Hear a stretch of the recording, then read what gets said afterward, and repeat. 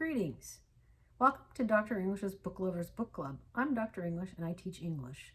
Last week I reviewed Aristotle and Dante Discovered the Secrets of the Universe, and this week I'm actually reviewing a graphic novel that I fell in love with about 3 years ago. A colleague of mine, Heidi, hello Heidi, suggested I read it, and I don't think I've ever read a book that I cried all the way through it.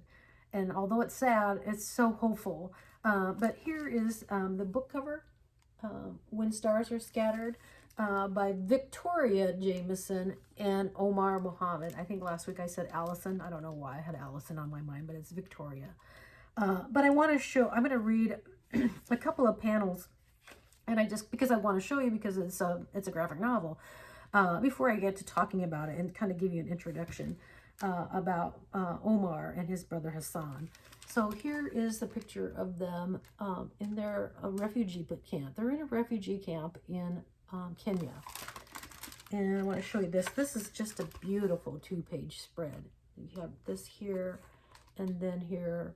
And so I'll read this after having shown it to you. So Hassan and I live here. Fatuma lives right across the path. She is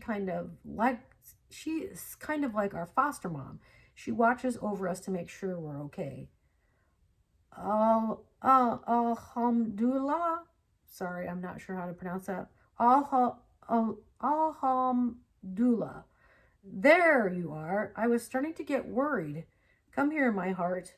That's Fatuma's nickname for Hassan. The way his hair grows in, it makes his face look like a heart. The nickname makes sense because Fatuma really loves Hassan. And there's their little hut, and there's Fatuma's hut, and there's Fatuma and Hassan. She's giving him a hug. You too, Omar, my big boy. Okay, she really loves both of us.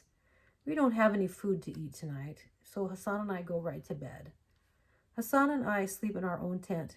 After all, Fatuma is not our real mom, so we're still assigned different tents. Hassan doesn't sleep very well, and I don't either.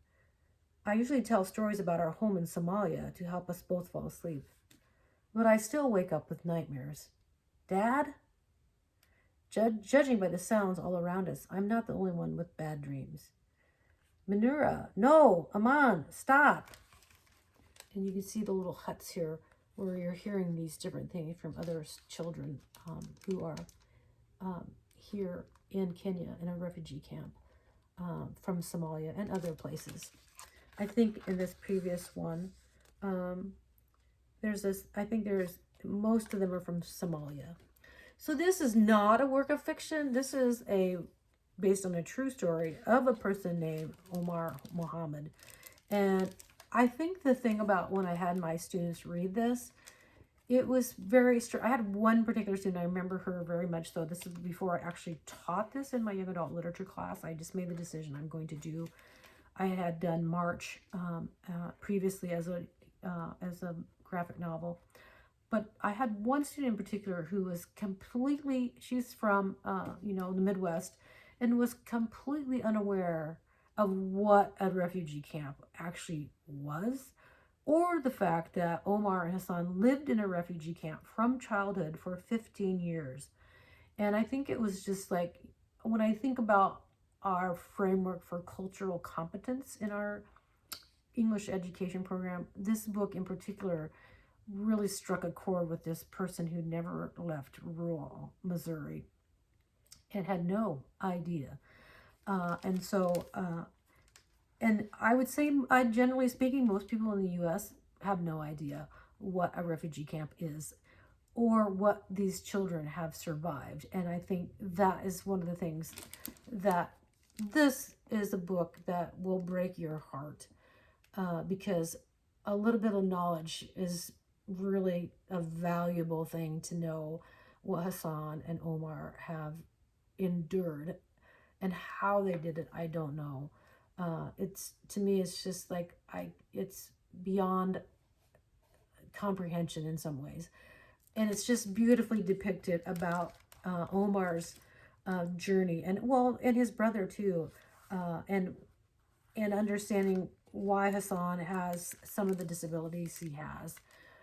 I'm not going to tell you why, but I suppose you can imagine if you haven't read it. But um, it's and the fact that Omar he's gifted, and he has such a desire to keep learning and wanting to go to school, and the idea that in many parts of the world young children don't get an education, and what a privilege it is to have an education. And I think in many ways in this country we take it for granted.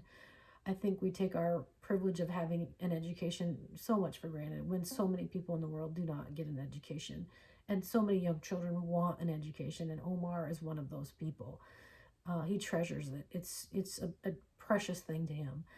And so, in that regard, I mean, I know as a teacher, I love this book, but I think anybody who reads this book would appreciate that. And just the images in it it's really well done. And it's a very quick read. And I think if you haven't, I'm teaching the graphic novel class this summer, and this book is a wonderful example of just how to read the text and the images together. I think I actually read this twice because I wanted to go through and read the story really quickly, and then I wanted to go back through and look at the images because I wanted to look at them more closely. And I don't think I'm unusual in that in reading a graphic novel. I think a lot of people are like me, and they read the story because you can read it really quickly, and then you go back and just think, wow, look what they did with some of it. Some of the images are just incredible. And so, and just the way they manipulate and make the thought bubbles, or how they put the dialogue and the narration, and it's extraordinarily well done. So you can actually see what a refugee camp looks like, because I would say I had no idea of like what it looked like, and so this is helpful so to get the images in your mind. So yeah, definitely, I think this is a book you could. I mean, secondary would be great, but I also feel like just like Wonder, this is a book that you could probably teach in upper elementary, like 4th or 5th grade. Definitely all through middle school, but for the educational factor, I think secondary, especially like freshman and sophomore, I think this is a book that if I had a 27-year-old, non-traditional student have this book move her in a way and educate her in a way that she had no idea, I think about how important it is to understand what is going on in the world, in the wide world, not just here in the U.S., but the African continent in particular.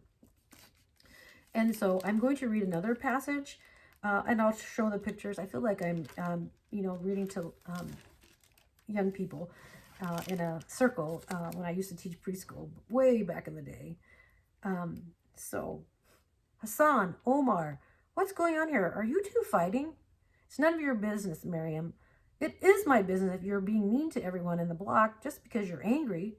You don't understand. You don't know what it's like to be so close to your dreams, and then it's as if the darkness is swept from my eyes, and for the first time in weeks, I notice someone besides myself.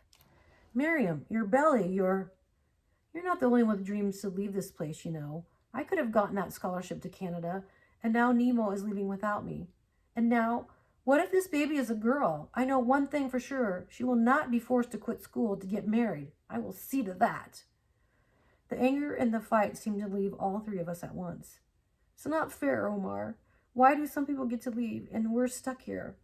I don't know, Miriam. I don't know. I don't know. I don't know.